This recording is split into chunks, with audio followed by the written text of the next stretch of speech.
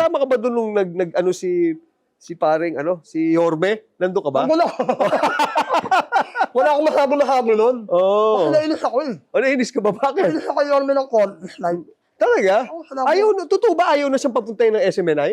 Hindi naman. Hindi naman, ha? Nainis ko, nung sa yung guest namin, Oo. hindi ako nakapag-ano eh. Sumama loob mo. Hindi sumama yung inaaway-away mo si Marcos nun ah. Oo. Halos murahin mo pagkatao ni Marcos. Oo. Ngayon, walang kinalaman. Oo. Okay. Nakuhan, gusto ko sana tanungin sa kanya kung nakatanggap ka sa maleta.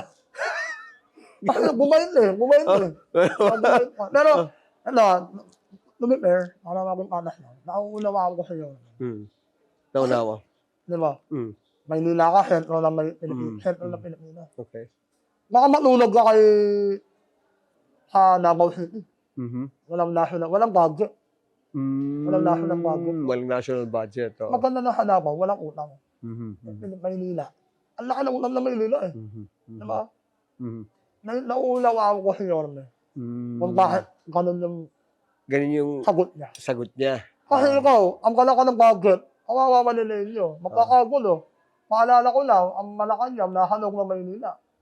Kung alam mo talagang alagaan yung mayor na Maynila.